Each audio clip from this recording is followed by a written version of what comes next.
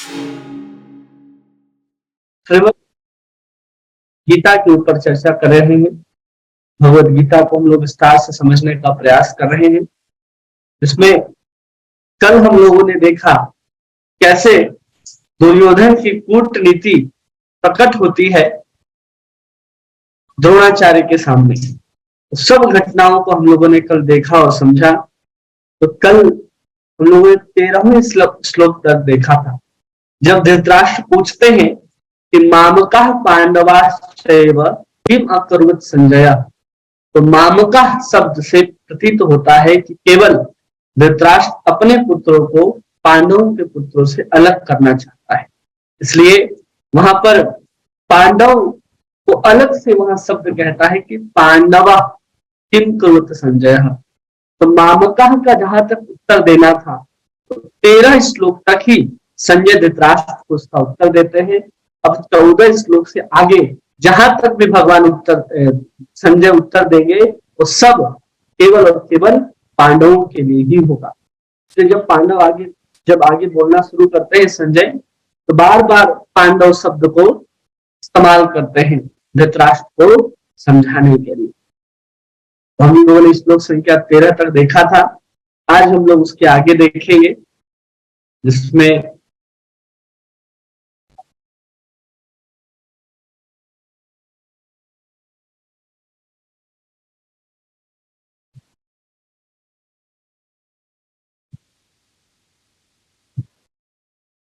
विजय के चिन्ह आज हम लोग देखेंगे। विजय के चिन्ह कल हम लोगों ने देखा 1 से 13 श्लोकों तक कि कैसे दुर्योधन की कूटनीति और उसके मनोभाव का प्रकटीकरण होता है। आज हम लोग विजय के चिन्ह देखेंगे 14 से 20 श्लोकों में। 6 श्लोकों की संख्या आज हम लोग देखेंगे, जिसमें कितने विजय के चिन्ह हैं, जिससे प्रतीक होता है कि पांडव ही विजय को प्राप्त करेंगे निश्चित रूप से। ठीक है, हम लोग शुरू करते हैं श्लोक संख्या 14। कहते हैं ततः श्वेतैर्हयैर्युक्ते महति सयन्दने स्थितौ माधवः पांडवाश्चैव दिव्यौ संख्ये प्रतमतः। ये कहते हैं कि दूसरी ओर से श्वेत घोड़ों द्वारा खींचे जाने वाले विशाल रथ पर आसीन कृष्ण तथा अर्जुन ने अपने अपने दिव्य शंख बजाए। कह रहे हैं यहाँ पर कि दूसरी ओर कौन बजाए शंख? दूसरी ओर सबसे पहले अपने अपने शंख बजाए जो सफेद घोड़ों से जुते हुए रथ के ऊपर आसीन है, और विशाल रथ के ऊपर आसीन है अर्जुन और भगवान। अब यहाँ पर देखना है कि ततः श्वेतैर्हयैर् युक्तः। यहाँ पर जो श्वेत हयैर् युक्तः मतलब सफेद घोड़ों की बात कही जा रही है। कैसे घोड़े हैं? सफेद घोड़े हैं। और साथ में रथ की महिमा को बताया जा रहा है, रथ की विशेषता को बताया जा रहा है कि वो विशाल है, और उससे भी ज्यादा महानता क्या है उस रथ में? कह रहे हैं कि एक साथ वहां पर माधवा पांडवश्चैव, वहां पर भगवान और पांडव दोनों एक साथ उस रथ के ऊपर आसीन है। अब यहाँ पर रथ भी इतना विशेष है कि संजय उस रथ का भी गुणगान करते हुए बताते हैं। तो सबसे पहले वहां जो शब्द है ततः श्वेतैर्हयैर् युक्तः, मतलब जो सफेद घोड़ों से युक्त है। ये सफेद घोड़े चित्ररथ नाम के गंधर्व ने 100 घोड़े दिए थे अर्जुन को, और इन घोड़ों की खासियत ये थी कि कोई भी युद्ध हो जाए, कितना भी युद्ध कर लें और कितने भी घोड़े मारे क्यों न जाए, लेकिन वो घोड़ों की संख्या 100 की 100 हमेशा बनी रही।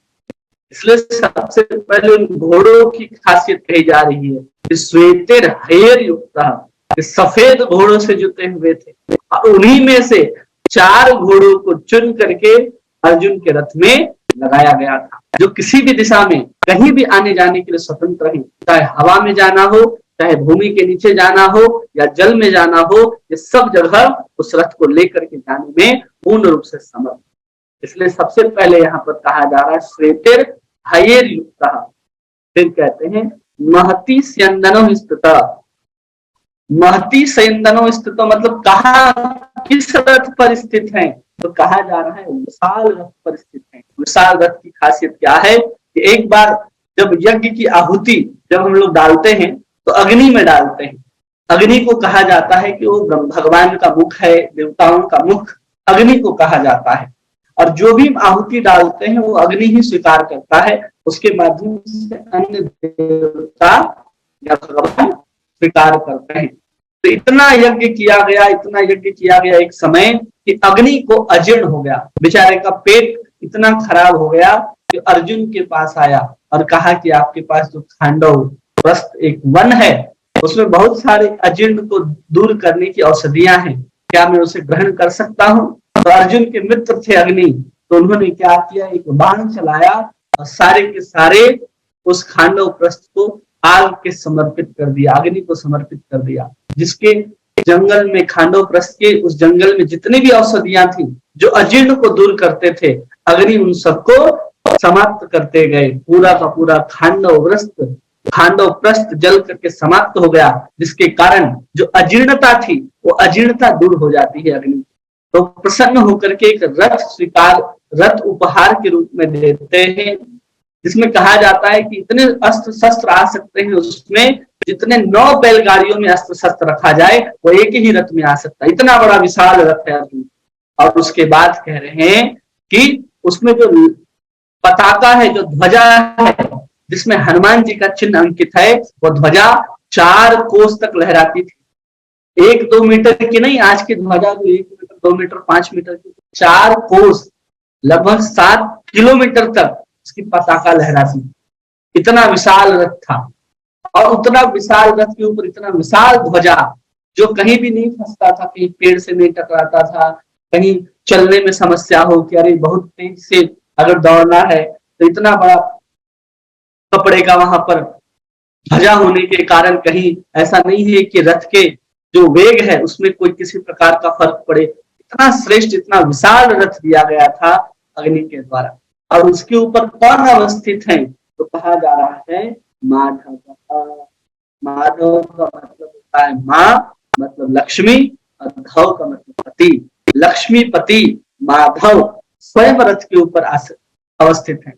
तो सोचिए कितनी बड़ी बात है कि यहाँ पर जब विजय चिन्ह की बात आती है तो 14वें श्लोक में संजय सबसे पहले यही सब चीजों की खासियत बताना आरंभ करते हैं, जबकि कौरवों के पक्ष से उन्होंने ऐसा कुछ भी नहीं कहा कि कैसा कैसा रथ प्राप्त हुआ है, सब अपने अपने रथ पर बैठ के आए। लेकिन अर्जुन का रथ कितना विशेष है कि जिसको अग्नि ने दिया है, जिसके घोड़े चित्ररथ नाम के गंधर्व ने दिए हैं, और उस रथ पर कौन अवस्थित है? स्वयं भगवान श्री कृष्ण अवस्थित। और किसके साथ अवस्थित हैं? तो कहते हैं पांडवश्चैव, ये पांडवों में सबसे श्रेष्ठ कौन है?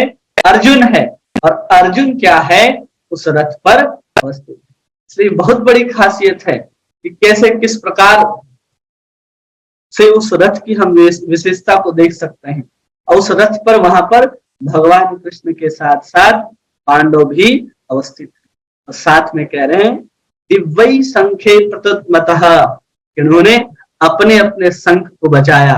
और उनके शंख को दिव्य क्यों कहा जा रहा है?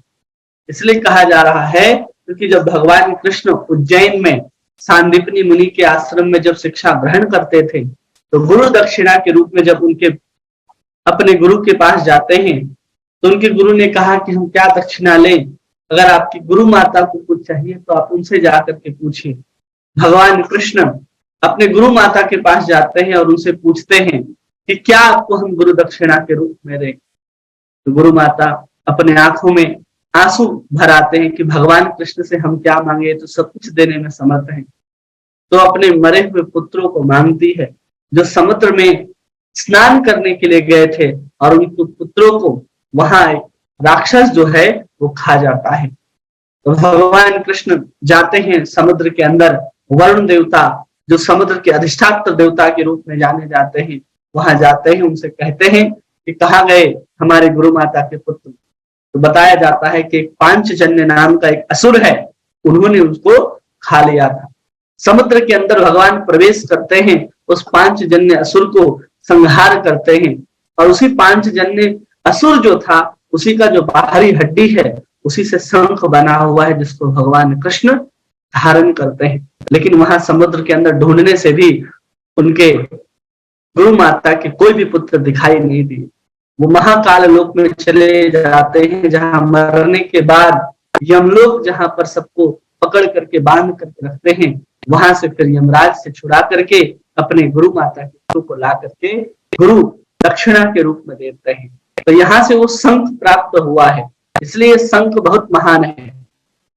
भगवान कृष्ण ने स्वयं इसको प्राप्त किया है समुद्र से, इसलिए यहाँ पर कहा जा रहा है कि दिव्य शंखो प्रद्युत्नतः, भगवान ने शंख बजाया। कैसा शंख है? तो एकदम दिव्य शंख है। और उसके साथ साथ प्रभुपाद तात्पर्य में कह रहे हैं कि दूसरे पक्ष में इस तरह की कोई विजय चिन्ह की आशा नहीं की जा रही थी, जबकि पांडवों के पक्ष में कहा जा रहा है जयस्तु पांडु पुत्राणाम येषाम पक्षे जनार्दने, कि जय सदा पांडु पुत्रों की जैसे की होती है, क्योंकि भगवान उनके साथ है। जिनके साथ भगवान होते हैं उन्हीं की हमेशा जय होती है। इस बात को समझना है। और फिर यहाँ पर कह रहे हैं भगवान ने उस शंख को बजाया। अब यहाँ पर इस बात को ध्यान देंगे कि भगवान ने शंख को क्यों बजाया। भीष्म पितामह उधर के सेना नायक थे, सेनापति थे, तो बजाया उन्होंने शंख, समझ में आता है। लेकिन पांडवों की तरफ से जो सेनापति थे वो थे धृष्टद्युम्न, तो शंख बजाना किसको चाहिए था? युद्ध के आरंभ के लिए धृष्टद्युम्न को बजाना। लेकिन धृष्टद्युम्न वहां पर शंख नहीं बजाते, भगवान कृष्ण सर्वप्रथम वहां पर शंख बजाते हैं। क्यों शंख बजाते हैं? क्योंकि भगवान कहीं भी रहें वो सबसे प्रथम रहेंगे, कहीं भी रहें। अब उनकी बाल लीलाओं को जब कृष्ण के देखे तो कृष्ण ही कहते हैं नंद बाबा को कि आप ऐसा करो कि गोवर्धन की पूजा करो, इंद्र की पूजा मत करो। सबसे पहले, क्योंकि कोई बड़ा व्यक्ति होता है तो सब जगह बड़ा ही होता है, लेकिन कोई छोटा व्यक्ति होता है उसको किसी पद पर बिठा दिया जाए तभी जाकर के वो बड़ा होता है। क्यों बड़ा हुआ? पद को प्राप्त करने के बाद छोटा व्यक्ति बड़ा होता है। जैसे हम किसी व्यक्ति को प्रधानमंत्री बनाते हैं तो प्रधानमंत्री बनने से पहले वो साधारण व्यक्ति रहता है, जैसे उस पद को प्राप्त कर लेता है तो प्रधानमंत्री बन जाता है, तो हम उसको विशेष सम्मान देते हैं, पद के कारण उसको सम्मान मिल रहा है।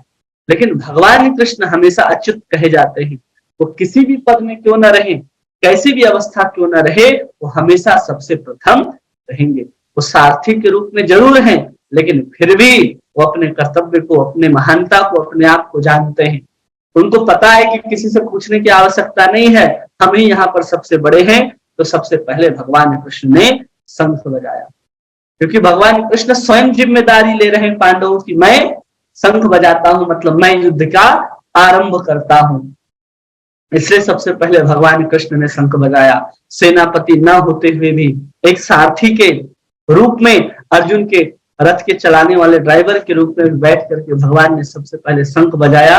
और किन्हीं ने नहीं कहा कि अरे आप तो सारथी के रूप में बैठे हैं, आप तो सेनापति नहीं हैं, तो फिर भी आप शंख क्यों बजा रहे हैं? ऐसा किसी की प्रश्न पूछने की हिम्मत भी नहीं हुई, क्योंकि भगवान जहां रहेंगे वही सबसे श्रेष्ठ और वही सबसे ऊपर और वही सबसे बड़े रहेंगे। इसलिए यहाँ पर जो आसीन है वो कौन आसीन है? दोनों आसीन है।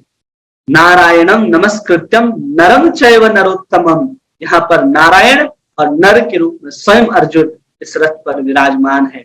इस रथ की शोभा इतनी अद्भुत है कि कहा जा रहा है कि इस रथ को देख करके ही कई सारे असुर जो हैं वो दूर हो जाते थे, क्योंकि भगवान कि उस रथ पर स्वयं हनुमान जी का जो चिन्ह अंकित था, इसके कारण सब भयभीत रहते थे।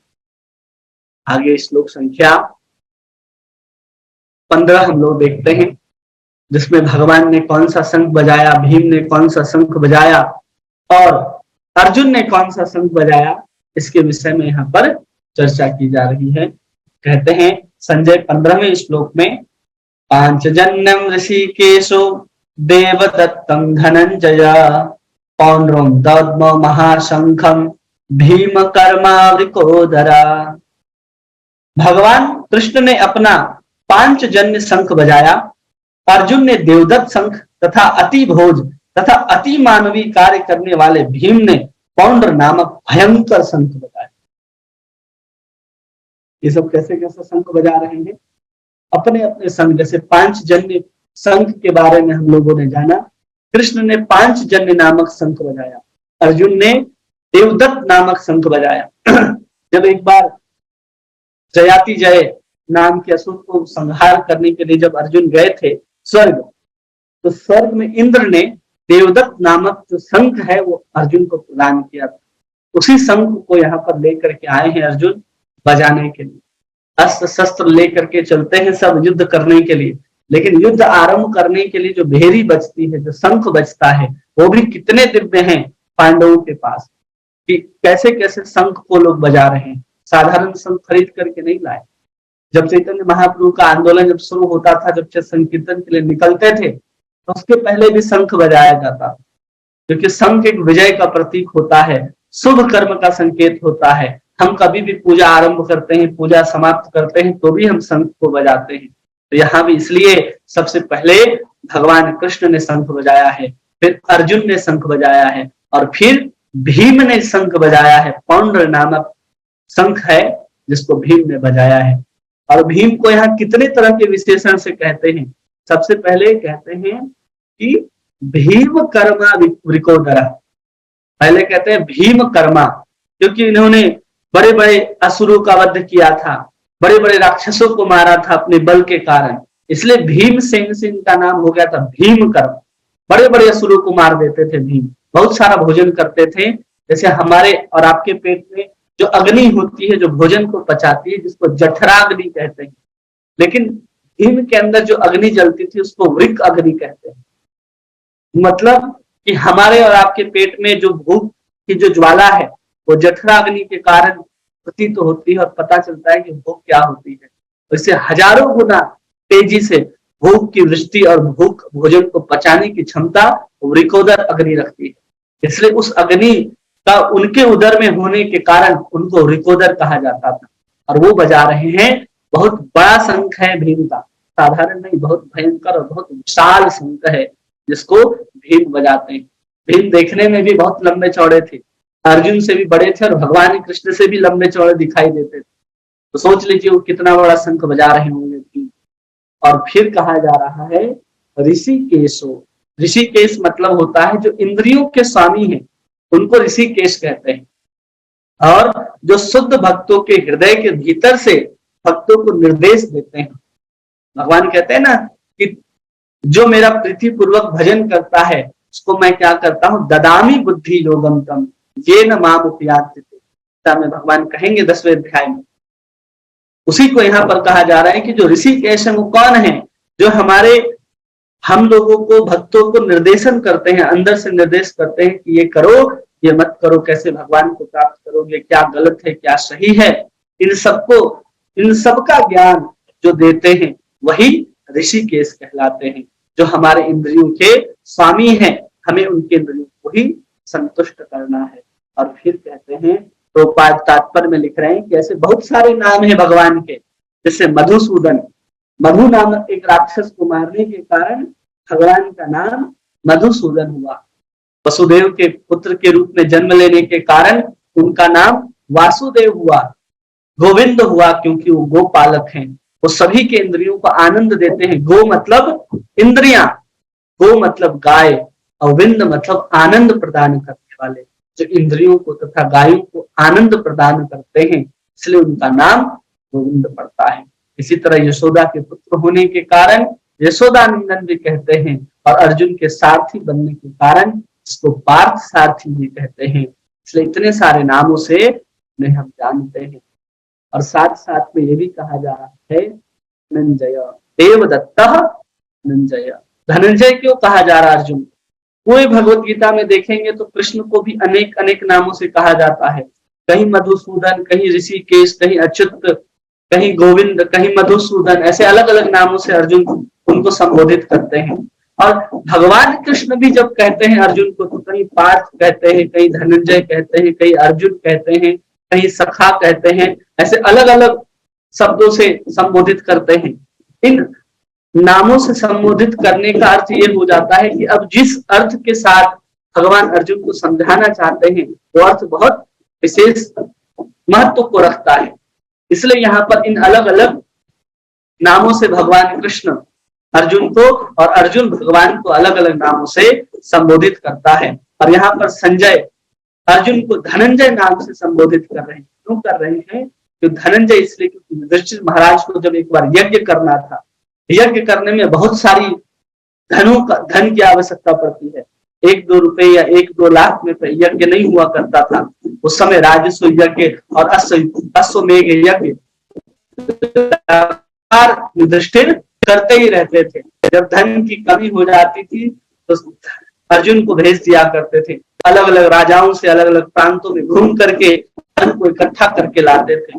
और इतने धन की इकट्ठा कर लेते थे कि जो ब्राह्मण आते थे, जो अतिथि गण आते थे, उनको सोने के पत्तलों में खिलाया जाता था भोजन। सोने की कटोरी हुआ करती थी, सोने की पत्तल हुआ करते थे और उसमें भोजन परोसा जाता था। और जैसे आज हम लोग हरे हरे पत्तल में भोजन करके उस पत्तल को फेंक देते हैं, उस समय सोने के पत्तल को भोजन करा करके फेंक दिया जाता था। ऐसे सोने के पहाड़ ढेर लग जाते थे जब अर्जुन इतना धन इकट्ठा करके लाते थे यज्ञ में ब्राह्मणों और अतिथि की सेवा करने के लिए। इसलिए इनका नाम यहाँ पर धनंजय पड़ता है।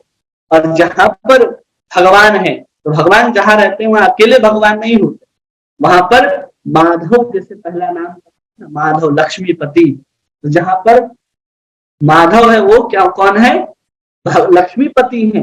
और जो लक्ष्मीपति जहां पर है वहां लक्ष्मी भी होंगी, तो विजय तो अपने आप होगा ही होगा। इतने सारे विजय के चिन्ह हैं। अगर आप इसको एक एक करके लिखना चाहते हैं तो देखिए हम आपको बताते हैं। अगर आप लिख सकते हैं तो लिखिए। सबसे पहले सफेद घोड़े, दूसरा अग्नि के द्वारा दिया गया रथ, तीसरा माधव नाम से संबोधित करना भगवान को जिसमें लक्ष्मीपति के रूप में कहे जाते हैं, और दिव्य शंखों का बजना। ये 4 यहाँ पर बता दिए जाते हैं। और इसके आगे भी 4 से अधिक या 4 से बहुत ज्यादा अधिक यहाँ पर विजय चिन्ह यहाँ पर दिखाई देंगे। आगे के श्लोक में जहां पर धृतराष्ट्र नाम हृदय विदारेत आएगा कि धृतराष्ट्र के पुत्रों का क्या हुआ? हृदय विदीर्ण हो गया।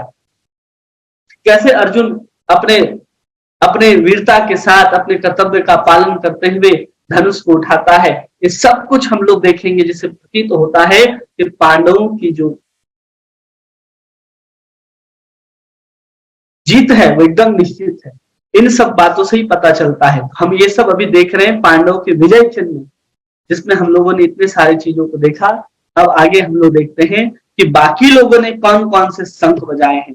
तो कहते हैं श्लोक संख्या 16, 17 और 18 एक साथ देखेंगे, जिसमें कह रहे हैं अनंत विजयं राजा कुंती पुत्रो युधिष्ठिर नकुलो सहदेवश्च सुघोषा मणिपुष्पकौ काश्यश्च परमेश्वासा शिखंडी च महारथ धृष्टद्युम्नो विराटश्च सात्विकी चापराजितः द्रुपदो द्रौपदयाश्च सर्वशः पृथ्वीपते सौभद्रश्च महाबाहु शंखाद्युम्न पृथक पृथक। हे राजन, कुंती पुत्र राजा युधिष्ठिर ने अपने अनंत विजय नामक शंख बजाया तथा नकुल और सहदेव ने सुघोष एवं मणि पुष्पक शंख बजाए। महान धनुर्धर काशीराज, परम योद्धा शिखंडी, धृष्टद्युम्न, विराट, अजय, सात्यकी, द्रुपद, द्रौपदी के पुत्र, सुभद्रा के महाभाव पुत्र, सबों ने अपने अपने शंख बजाए। इतने सारे शंख बजाने का यहाँ पर वर्णन आता है। युधिष्ठिर ने कौन से शंख बजाए? तो अनंत विजय नामक जो शंख है वो यहाँ पर युधिष्ठिर बजाते हैं। और फिर नकुल सुघोष नामक शंख को बजाते हैं, और सहदेव जो है मणि पुष्पक नामक शंख को बजाते हैं। और फिर यहाँ आगे श्लोक में कहते हैं काशस्य परमेश्वासा शिखंडी च महारथ। काशस्य परमेश्वासा शिखंडी च महारथ कौन है? वही जिसको लेकर के भीष्म पितामह आए थे कि विवाह करना है। अंबालिका और अंबिका को लेकर के आए थे, और अंबा ने कहा था कि हम इस और से प्रेम करते हैं, हमें जाने दो। तो बीच रास्ते में रथ से उतार दिया गया था अंबा को। उसी समय वो निश्चय करती है कि आप हमें हरण करके ले जा रहे थे, अब मैं जिससे प्रेम करती हूँ मुझे स्वीकार नहीं करेगा, मैं प्रण लेती हूँ, मैं आपके मृत्यु का कारण बनूंगी। वही अंबा द्रुपद के पुत्री के रूप में जन्म लेती है, जिसका नाम यहाँ पर शिखंडी होता है। वो शिखंडी महारथ है, जो शिखंडी जो स्त्री के रूप में जन्म लिया तो स्त्री है, बल्कि उसने स्थाणुकर्ण नाम का एक यक्ष था, उससे पुरुषत्व को उसने प्राप्त किया था। जन्म तो उसने नारी के रूप में लिया था, एक स्त्री के रूप में लिया था, लेकिन वही शिखंडी क्या करती है कि यक्ष से पुरुषत्व को प्राप्त करती है और युद्ध में लड़ने के लिए पांडवों की तरफ से युद्ध करती है। और जब जब भीष्म पितामह के ऊपर अर्जुन रथ तीर चलाते थे, उस समय शिखंडी उनके सामने आ जाती थी। भीष्म पितामह को पता था कि अभी पुरुष के रूप में है, लेकिन हमेशा से सोचते थे इसका जन्म तो स्त्री के रूप में हुआ है, तो पुरुष के रूप में जब आती भी थी तो उस समय भीष्म पितामह स्त्री ही के रूप में देखते थे, पुरुष के रूप में नहीं देखते थे और उसके ऊपर तीर नहीं चलाते थे। इसलिए उस समय जो तीर है अर्जुन का, भीष्म पितामह को जाकर के लगता था। और उसी को यहाँ पर कह रहे हैं, काश्यश्च परमेश्वासा शिखंडी च महारथा, शिखंडी च महारथा, जो हजारों लाखों योद्धाओं से अकेले लड़ सकता है। एक योद्धा, जैसे महारथी किसको कहते हैं, जो हजारों रथ में बैठे हुए व्यक्ति से अकेले युद्ध कर ले, हजारों रथ में बैठे हुए लोग हों और अकेले एक ही धनुष से सबका संहार कर सकता है, उसको महारथी कहते हैं। और जब कोई रथ में लड़ने के लिए आता है, रथ के साथ घोड़े वाले, ऊंट वाले, हाथी वाले और पैदल सैनिक भी होते हैं, उन सबको अकेला संहार करने में जो समर्थ होता है उसको महारथी कहते हैं। फिर होता है अतिरथी, फिर होता है रथी और फिर अर्धरथी। ऐसे 4 प्रकार के रथियों का वर्णन आता है महाभारत के अंदर। भीष्म पितामह कर्ण को हमेशा अर्धरथी कहते कि तुम एक भी रथ में बैठे हुए व्यक्ति के साथ युद्ध नहीं कर सकते, ऐसा बार बार सुत पुत्र होने के कारण तो ऐसा कहते थे भीष्म पितामह। वैसे महारथी, अतिरथी, रथी और अर्धरथी के रूप में हम लोग जानते हैं। इसमें उस शिखंडी को महारथी के रूप में संबोधित कर रहे हैं संजय। और फिर कह रहे धृष्टद्युम्नो विराटश्च, धृष्टद्युम्न कौन है, तो द्रुपद के पुत्र हैं। विराट जहां पर अज्ञातवास में अर्जुन पांडव रहे थे, सात्विकी च पराजितः, द्रुपद द्रौपदयाश्च, द्रुपद और द्रौपदयाश्च उनके पुत्र जो थे वो सब कुछ वहां पर थे। सर्वतः पृथ्वी पते सौभद्राश्च महाबाहु, जो सुभद्रा के पुत्र अभिमन्यु हैं वो कौन है, महाबाहु। अकेले ही वीरता के साथ वो जब प्रवेश कर जाते हैं चक्रव्यूह के अंदर और वहां पर 6 महारथियों ने घेर करके एक अकेले अभिमन्यु को मारा था। एक अकेले में सामर्थ्य नहीं था, इसलिए 6 लोगों ने मिलकर के उस 16 साल के उस अभिमन्यु को मारा था। वो पीछे से जब दुशासन ने गदा से सर के ऊपर प्रहार किया था तब उनकी मृत्यु हुई थी। ये सब बातों को यहाँ पर बता रहे हैं। जब यहाँ पर देखिए कि संजय और कौरव, संजय जब वर्णन कर रहे थे कौरव के विषय में, तो किसने शंख बजाया कौरव की तरफ से, तो एक नाम लेते हैं केवल भीष्म पितामह। लेकिन जब पांडवों की बात आती है कितने लोगों ने शंख बजाया, तो 18 योद्धाओं का नाम लेते हैं संजय कि 18 योद्धाओं ने शंख बजाया है। इसके तरफ से केवल और केवल पांडवों की तरफ से। इससे भी समझना चाहिए कि कितना जोश, कितना उत्साह, कितनी वीरता भरी हुई है पांडवों के भीतर। किसी प्रकार का भय नहीं है। ये सब चिन्ह है, विजय के चिन्ह है। इसके आगे हम लोग देखते हैं श्लोक संख्या, हाँ, और इसमें एक बात और कहते हैं, यहाँ पर जो शब्द आया है सात्विकीश्च अपराजितः, यहाँ शब्द में ही कहा जा रहा है कि ये सब कौन है, अपराजित है, जिसको पराजित नहीं किया जा सकता है। विश्वनाथ चतुर्थी ठाकुर इसको कहते हैं कि ये लोग पहले से ही युद्ध को जीत चुके हैं, ऐसा यहाँ पर संजय कह रहे हैं। श्लोक संख्या 19, श्लोक संख्या 19 में हम लोग देखते हैं क्या कहते हैं।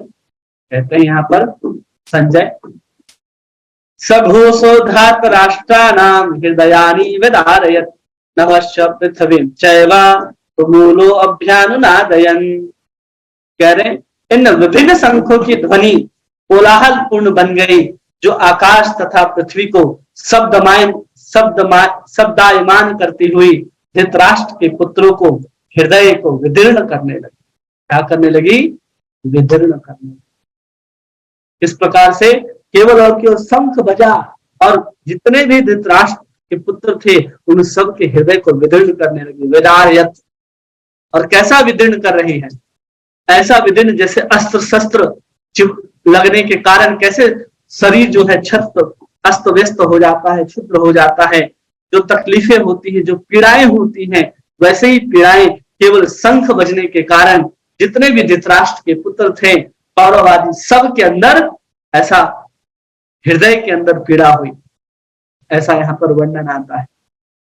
जबकि जब शंख बजाया था भीष्म पितामह ने, यहाँ पर तुरही बज रहे थे, ढोल बज रहे थे, नगाड़े बज रहे थे, तो वहां पर ऐसा वर्णन नहीं आता कि इस प्रकार के कोलाहलपूर्ण वातावरण को सुनकर के पांडवों के अंदर किसी प्रकार का भय, किसी प्रकार का हृदय के अंदर वेदारतः हृदय को किसी प्रकार का विदीर्ण हुआ, ऐसा नहीं था।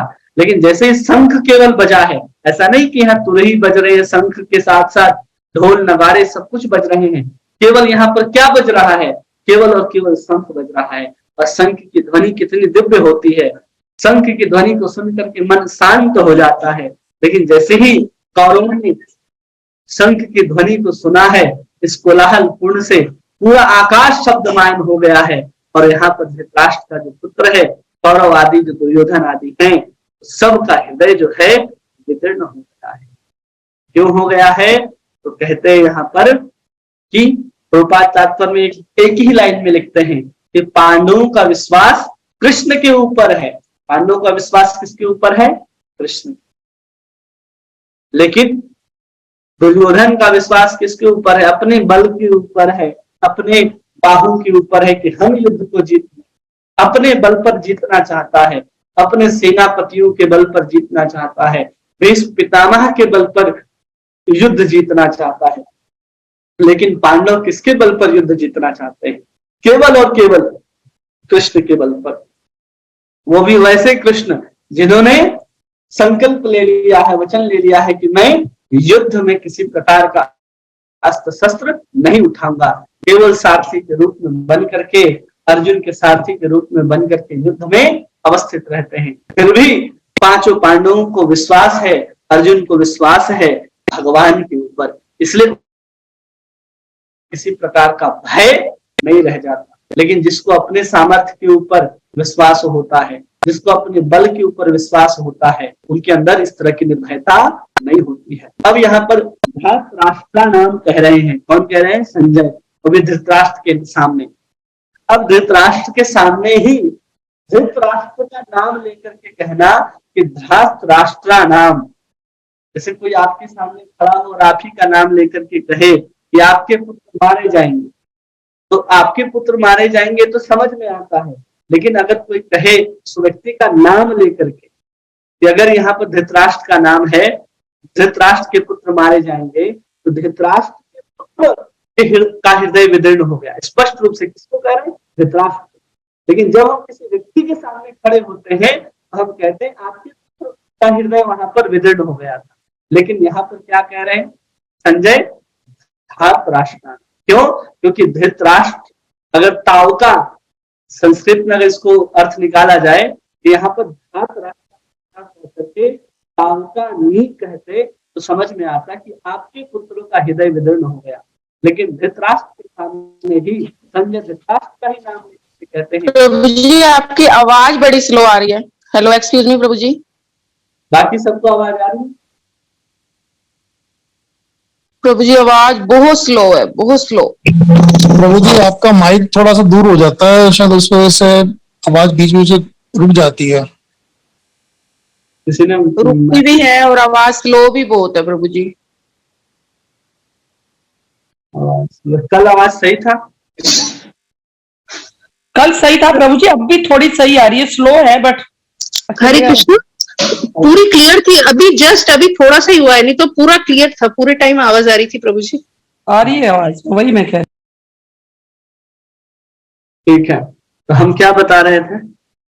धातराष्ट्राणाम, कि वहां पर अभद्र भाषा का उपयोग करते हुए संजय धृतराष्ट्र को कहते हैं कि धातराष्ट्राणाम हृदय विदारतः, इसलिए कह रहे हैं। तो यहाँ पर आपके सामने दिख रहा होगा कि अन्याय पूर्वक राज्य धारण किया है धृतराष्ट्र ने, इसलिए यहाँ पर धातराष्ट्र नाम कह रहे हैं।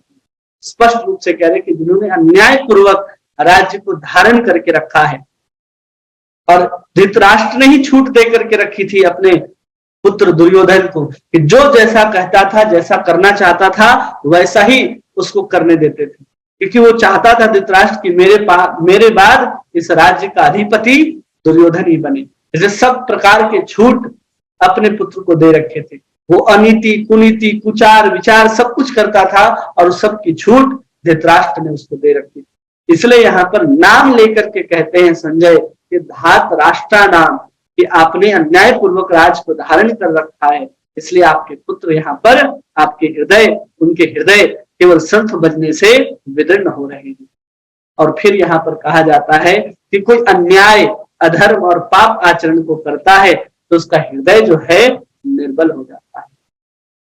कोई भी अन्याय से कुछ भी किया हो और वो एकदम सबल होकर के दृढ़ता पूर्वक खड़ा हो जाए और कहे कि हाँ हम ऐसा कर सकते हैं, तो ऐसा संभव ही नहीं है, क्योंकि वहां पर जो राज्य लिया गया था पांडवों का, अन्याय पूर्वक लिया गया था।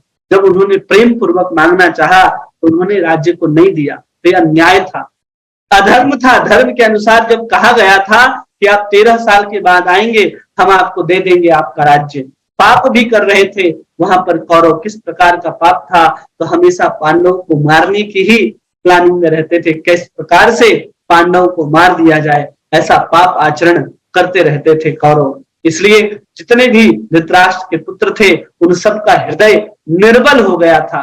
निर्बल होने के कारण ही केवल शंख की ध्वनि बजती है और इनका हृदय जो है विदीर्ण हो जाता है। एक उदाहरण देते हैं, जैसे कि रावण से तीनों लोक डरता था, लेकिन जब सीता माता जी का अपहरण करके लेकर के आता है तो चारों तरफ भय से देखता रहता था। रात को नींद नहीं आती थी रावण को, बेचारा भोजन नहीं कर पाता था जब से वो माता सीता का हरण करके लेकर के गया था, क्योंकि उसने पाप का आचरण किया था, जिसे तीनों लोग डरता था, जिसको कोई मारने के लिए नहीं आ रहा था, लेकिन उसके बाद भी रावण चारों तरफ देखता रहता था कि कौन किधर से आकर के आक्रमण कर दे। इतना भय व्यक्ति के अंदर आ जाता है जब व्यक्ति किसी अन्याय, अधर्म और पाप का आचरण करता है। किसी के अंदर पाप है, अन्याय है, अधर्म है, कुविचार है, इस तरह के जिसके अंदर भावनाएं होती हैं, उसका हृदय कभी भी सबल नहीं हो पाता, उसका हृदय हमेशा निर्बल ही रहता है। और यहाँ पर भगवान अर्जुन कभी भी ऐसे पथ पर नहीं चले जिसके कारण उनका धर्म का पथ अधर्म में हो जाए। युधिष्ठिर थे उनके साथ, जो साक्षात धर्मराज कहे जाते हैं, इतने परेशानियों में रहने के बाद, वन में रहने के बाद भी कभी भी उन्होंने अधर्म, अन्याय और पाप का आचरण नहीं किया। इसके कारण उनका हृदय कभी भी कौरवों के द्वारा जो कोलाहलपूर्ण ध्वनि की गई, भीष्म पितामह का शंख बजा, ढोल नगाड़े तुरही बजे, जिसके कारण पांडवों के हृदय के अंदर किसी प्रकार की विदीर्णता प्रतीत नहीं होती। इसलिए कोई व्यक्ति भगवान कृष्ण के अगर आश्रय होता है तो कभी भी भय नहीं रह जाता है। ऐसा प्रभुपाद भी समझाते हैं तात्पर्य में। और फिर आगे के श्लोक में देखते हैं, श्लोक संख्या 30। अथ व्यवस्थितान् दृष्ट्वा धातराष्ट्रान् कपिध्वज प्रवृत्ते शस्त्र संपाते धनुरुद्यम्य पांडवः ऋषिकेशं तदा वाक्यम् इदं माह महीपते। उस समय हनुमान से अंकित ध्वजा लगे रथ पर आसीन पांडव पुत्र अपना धनुष उठाकर तीर चलाने के लिए उद्यत हुआ। हे राजन, धृतराष्ट्र के पुत्रों को व्यूह में खड़ा देखकर अर्जुन ने कृष्ण से ये वचन क्या कहे। अब एक एक चीज को यहाँ पर देखिएगा, एक एक शब्द को अगर हम लोग यहाँ पर समझने का प्रयास करेंगे तो हम भली भांति समझ जाएंगे कि कैसे पांडवों के अंदर किसी प्रकार का भय नहीं था। अब यहाँ पर जो सबसे पहला शब्द है इस श्लोक में, सामने भी आ रहा होगा तो देखेंगे, अतः व्यवस्थितान् दृष्ट्वा। अतः मतलब होता है आरंभ। अब तक भगवत गीता का आरंभ नहीं था, लेकिन अब यहाँ पर भगवत गीता का आरंभ होता है। जहां से किसी चीज का आरंभ होता है तब जाकर के यहाँ पर अथ कहते हैं। तत्पश्चात अब यहाँ पर से संजय गीता को शुरू करते हैं। वास्तविक गीता तो वहीं से शुरू होती है जहां अर्जुन और भगवान का संवाद शुरू होता है।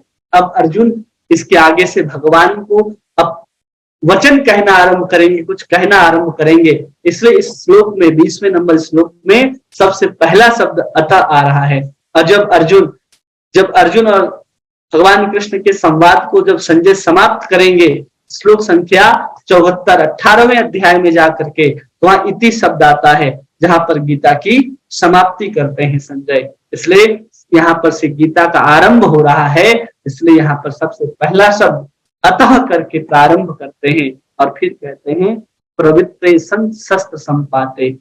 जब भीष्म पितामह ने शंख बजा दिया तो लोगों को लगने लगा कि अब युद्ध का आरंभ हो गया है, लेकिन वहां पर भीष्म पितामह केवल और केवल दुर्योधन को प्रसन्न करने के लिए ही शंख को बजाते हैं। लेकिन लगता है कि अब युद्ध का आरंभ हो गया। भगवान कृष्ण ने भी शंख बजा दी, जितने बड़े बड़े योद्धा थे सबने अपने अपने शंख बजा दिए। तब इस तरह के शंख को बजा करके यहाँ पर क्या करता है, विवस्थान दृष्टवा, कौन देखता है, धातराष्ट्र, कि पांडवों की सेना को देखते हैं कौन, एक तरफ दुर्योधन ने पहले देखा था कि पांडवों की सेना को देखिए, और द्रोणाचार्य के पास चला गया दुर्योधन डर के मारे और कहने लगा कि देखिए इतने बड़ी सेना है, वहां पर धृष्टद्युम्न को देखिए, वहां पर आपके शिष्यों को देखिए, सब कुछ ऐसा वैसा सब कुछ वहां चालाकी भरे वचनों को कहता है। लेकिन यहाँ पांडव, जब अर्जुन जो है वो कौरवों की सेना को देखता है, तो कौरवों की सेना को देख करके भयभीत नहीं होता, बल्कि उत्साह के साथ, निर्भयता के साथ, वीरता के साथ क्या करता है, तो धनुष को उठा लेता है युद्ध करने के लिए। और वही दुर्योधन जब कौरवों की सेना को, दुर्योधन जब पांडवों की सेना को देखता है तो तुरंत दौड़ करके जाता है किसके पास, द्रोणाचार्य के, जबकि उनकी सेना 7 ही अक्षौणी है, लेकिन उसको इतने सुव्यवस्थित ढंग से धृष्टद्युम्न ने नियोजित किया था कि उस 7 अक्षौणी सेना बहुत विशाल लग रही थी, और यहाँ पर 11 अक्षौणी सेना बहुत कम प्रतीत हो रही थी। इससे पता चलता है कि पांडव यहाँ कितने निर्भय, उत्साह और वीरता से भरे हुए थे। इसलिए यहाँ पर धनुधारी अर्जुन ने अपने धनुष को उठा लिया कि अब हम चलाने वाले हैं। इसे प्रतीक, इसी से पता चलता है कि दुर्योधन डरा हुआ है और अर्जुन किसी प्रकार का डर नहीं है। वो नई सेना देख करके घबराता कि अरे हमारे पास तो 7 ही अक्षौणी, उनके पास तो 11 अक्षौणी सेना है। वो ये देख करके नहीं घबराता कि सामने भीष्म पितामह जिनको इच्छा मृत्यु का वरदान है, द्रोणाचार्य जिनको मारना असंभव है, कृपाचार्य जिनको इतनी लंबी आयु मिली है कि उसको सोच पाना ही संभव नहीं है, ये सोच करके अर्जुन नहीं घबराता। अर्जुन सोचता है कि अब हम अपने कर्तव्य का पालन करेंगे और युद्ध करेंगे। इसलिए जब देखता है, किसको देखता है, व्यवस्थितान दृष्टवा धृतराष्ट्र, कि जब वो देख रहा है कि धृतराष्ट्र के इतने सारे पुत्र युद्ध करने के लिए आए हैं, तब क्या करता है, वो धनुर्धम्य सेना को देख करके अपने धनुष को उठा लेता है। और फिर कहते हैं यहाँ पर धृतराष्ट्रान कपित ध्वजः, कैसा है वो रथ, उसमें उस ध्वजा पर कपित ध्वज मतलब हनुमान जी का जो चिन्ह है वो अंकित। इसलिए कभी कभी अर्जुन को भी कपित ध्वज कहा जाता है, क्योंकि उनके ध्वजा पर हनुमान जी अंकित थे। एक बार की घटना है कि कपित ध्वज हनुमान जी जो है वो अर्जुन के रथ पर क्यों विराजमान। तो प्रभुपाद यहाँ पर एक कारण बताते हैं तात्पर्य में कि राम और कृष्ण दोनों एक हैं, और जहां पर राम होंगे वहां उनके भक्त हनुमान जी होंगे, ये निश्चित है। इसलिए वहां पर हनुमान जी हैं, और जहां कृष्ण है वहां पर राधा रानी होंगी, जहां पर राम है वहां पर सीता होंगे ही होंगे। तो विजय का चिन्ह है, इसके कारण यहाँ प्रभुपाद तात्पर्य में लिखते हैं। अन्य कारण यह भी कि अर्जुन की मुलाकात एक बार हनुमान जी से हुई थी। किसी नदी के किनारे अर्जुन एक बार सैर कर रहे थे, तो एक बंदर को देखते हैं, बंदर नुमा आकृति को देखते हैं, तो देख करके आश्चर्य होता है अर्जुन को। अर्जुन शीश झुका करके हनुमान जी को प्रणाम करते हैं, परिचय प्राप्त करते हैं, पता चलता है कि हाँ यही हनुमान जी हैं। दोनों आपस में बातचीत करना आरंभ करते हैं, और जैसे ही दोनों आपस में बातचीत करना आरंभ करते हैं तो अर्जुन प्रश्न पूछता है कि आप लोग जब त्रेता युग में भगवान राम आए थे तो आपकी जो बंदरों की सेना है उसको लंका तक जाने के लिए आप लोगों ने पत्थर का पुल बनाया। अगर मैं होता उस समय तो एक ही तीर मारता और यहां से लेकर के लंका तक पुल का निर्माण हो जाता। तो हनुमान जी कहते हैं कि जो हमारे सेना का जो सबसे निर्बल, सबसे कमजोर, जो कुपोषित बंदर होगा ना राम जी की सेना में, अगर वो भी आपके तीर द्वारा बनाए हुए पुल के ऊपर अगर चढ़ेगा तो आपके जो तीर के द्वारा बनाया गया पुल है वो समाप्त हो जाएगा, वो झड़ जाएगा, टूट जाएगा, गिर जाएगा। ये बात सुनकर के अर्जुन के अहंकार को लगता है, अरे मैं इतना बड़ा धनुर्धारी और हनुमान जी ऐसा कर रहे हैं कि सबसे कमजोर बंदर भी अगर चढ़ेगा तीर के पुल पर तो हमारा पुल टूट जाएगा। अब वहां पर जिस नदी के किनारे अर्जुन खड़े थे वहां अपने तीर को चलाते हैं, सुंदर पुल का निर्माण हो जाता है। हनुमान जी हिमालय के ऊपर चढ़ जाते हैं और अपने रोम रोम में बड़े बड़े पहाड़ों को धारण करके उस अर्जुन के द्वारा बनाए गए तीर के पुल के ऊपर जैसे ही छलांग मारते हैं वो पुल जो है चरमरा जाता है, लेकिन टूटता नहीं है। चरमराते हुए पुल को देखते हुए अर्जुन भगवान कृष्ण से प्रार्थना करता है कि अपने भक्त की लाज बचा लीजिए। मैंने हनुमान जी से कह दिया कि पुल नहीं टूटेगा। अब हनुमान जी सोचते हैं कि हमने भी कह दिया कि पुल टूट जाएगा। वो राम जी से प्रार्थना करते हैं, अब क्या करें। अब पूरा जोर लगा रहे हैं हनुमान जी कि अब पुल टूट जाए, अब पुल टूट जाए, लेकिन पुल टूट नहीं रहा।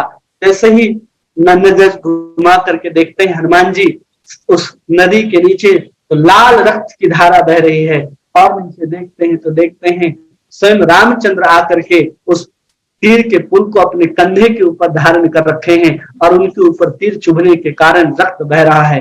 तुरंत वहां से छलांग मार के बाहर आते हनुमान जी और कहते हैं कि आपने ऐसा क्यों किया। राम जी उत्तर देते हैं कि तुम दोनों मेरे ही भक्त हो। वहां पर राम जी हनुमान जी को राम जी के ही रूप में दिख रहे हैं, लेकिन अर्जुन को वही राम कृष्ण के रूप में दिख रहे हैं। और वहां पर राम जी कहते हैं हनुमान से कि इससे मित्रता कर लो, भविष्य में जब युद्ध होगा तो तुम इनकी सहायता करना। उस समय अर्जुन को हनुमान जी आशीर्वाद देते हैं कि जब तुम युद्ध करोगे, आगे महाभारत का युद्ध होगा, तो मैं तुम्हारे रथ के ऊपर ध्वजा के चित्र दूंगा। तब से आज तक भगवान जी ध्वजा पर अंकित हैं। इसलिए हम लोग हनुमान जयंती के दिन या रामनवमी के दिन हनुमान जी के जो पूजा करते हैं वो झंडे के रूप में करते हैं। तो सिर्फ बांस में लगा हुआ झंडा नहीं है कि जिसमें हनुमान जी का चिन्ह अंकित है। वास्तव में कलयुग में हर झंडे में जहां जहां भी हनुमान जी का झंडा लगा होता है वहां हनुमान जी विराजमान होते हैं।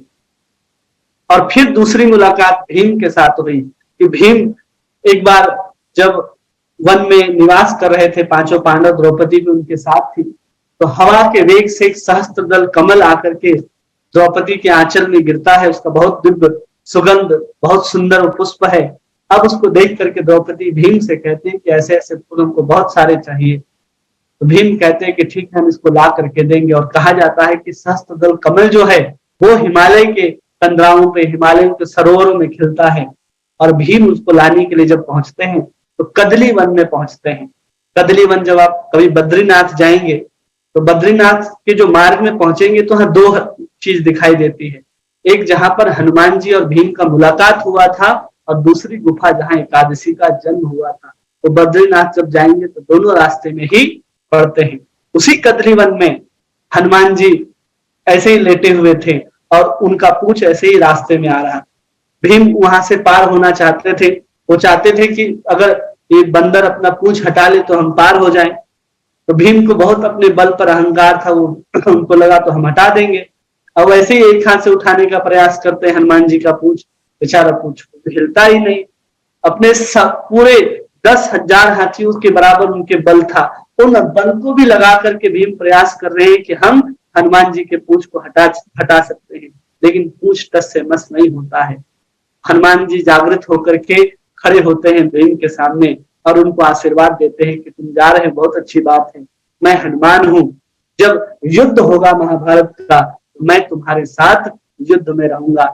जब तुम शत्रुओं के बीच में जाकर के सिंहनाद करोगे तो मैं उस सिंहनाद को 100 गुना बढ़ा दूंगा और जितने भी सैनिक हैं दूर दूर हो जाएंगे। क्योंकि भीम की इतनी आवाज ही इतनी अद्भुत थी कि वो किसी के सामने चिल्ला देते थे तो उसका प्राण छूट जाता था। इतना भयंकर आवाज भीम का, और उसमें भी हनुमान जी कह रहे कि तुम भीड़ में जाकर चिल्लाओगे और मैं उस आवाज को बढ़ा दूंगा। ऐसे ही गदा लेकर के जब उतरते थे महाभारत के मैदान में तो दूर दूर तक कोई नजर नहीं आता था, केवल हुंकार भरते थे और बहुत सारे सेनाएं ऐसे ही मर जाते थे, केवल और केवल भीम और हनुमान जी की आवाज को सुन करके। इसलिए हनुमान जी जो है अर्जुन के रथ पर विराजमान, को कपित ध्वज भी कहा जा रहा है। इसलिए जब जिधर भी रथ जाता था अर्जुन रथ चलाते थे, भगवान रथ चलाते थे, अर्जुन तीर चलाते थे, तो सब सही निर्देशन में जाकर के लगता था, क्योंकि हनुमान जी स्वयं अवस्थित हैं। तो ये भी एक विजय का चिन्ह है कि हनुमान उस ध्वजा के ऊपर अवस्थित हैं। और फिर आगे कहा जा रहा है ऋषिकेशम तदा वाक्यम इदम महीपते, कि यहाँ पर इसलिए कहा जा रहा है क्योंकि इन सेनाओं को देख करके, इन सबको देख करके अर्जुन व्याकुल नहीं हुआ कि अब क्या होगा, क्या करे क्या नहीं करे, भयभीत नहीं हुआ। जैसे दुर्योधन भयभीत हो गया था और तुरंत जाता है द्रोणाचार्य के पास और कहने लगता है क्या करे कैसे करे, आप बहुत बड़े योद्धा हो, आप देख लीजिएगा सब आपकी ही गलती है। एक तरह से गलती ही गिना रहा है कि आपने ही अर्जुन को श्रेष्ठ धनुर्धर बना दिया, उसने सात्विकी को सिखा दिया और सात्विकी जो है वो नारायणी सेना में है, फिर भी मेरे तरफ से युद्ध करने नहीं आया, वो उधर से ही लड़ रहा है। फिर उसने क्या है धृष्टद्युम्न को आपने बता दिया आपने मृत्यु का राज, तो ऐसे गलती गिना रहा है, इस तरह से देख ले। लेकिन यहाँ पर ऋषिकेशम तदा वाक्यम मदि महामहीपते, इसका अर्थ है यहाँ पर अर्जुन जो है ऋषिकेश, जो मन बुद्धि आदि सबके रूप में भक्त का क्या करते हैं, सहायता करते हैं, वही भगवान से अपनी वीरता, अपने कर्तव्य और उत्साह के साथ वचन कह रहा है। इसलिए यहाँ पर कह रहे वाक्यम इदम महामहीपते, इसलिए यहाँ पर इस तरह के वचन कहें। यहाँ पर भय नहीं है किसी प्रकार का अर्जुन को, यहाँ उत्साह, कर्तव्य और वीरता भरे वचन कहता है। भगवान आगे यहाँ पर कहेगा कि भगवान क्या करो, आप दोनों सेनाओं के मध्य में हमारे रथ को लेकर चलो, ताकि मैं देखना चाहता हूँ युद्ध की कामना से यहाँ पर कौन कौन अवस्थित हुआ है। वैसे हम लोग समझ सकते हैं कि दोनों की दशा क्या है, इसी से पता चलता है कि विजय के चिन्ह कितने सारे हैं। तो अगर एक एक करके हम विजय के चिन्हों को गिनना चाहें, तो इन विजय के चिन्ह को अगर हम देखते हैं, सबसे पहला विजय का चिन्ह क्या आएगा, तो सबसे पहले सफेद घोड़े, दूसरा भगवान को माधव के रूप में संबोधित करना, तीसरा वो रथ जो है वो अग्नि के द्वारा प्रदान होना और दिव्य शंख का बजना, 4। और फिर आगे के श्लोक में देखेंगे तो ऋषिकेश अपने अपने शंखों को बजाते हैं, 18 सैनिक इनके तरफ से शंख को बजाते हैं। और उसके बाद यहाँ पर वर्णन आता है कि सब शंख को बजाने के बाद जो धृतराष्ट्र के पुत्र हैं उनका हृदय विदीर्ण हो जाता है, मतलब 6 चिन्ह हो गए और 6 चिन्ह हो गए। और इससे पता चलता है कि विश्वास जो है अर्जुन का कृष्ण के ऊपर है, 7वां चिन्ह है।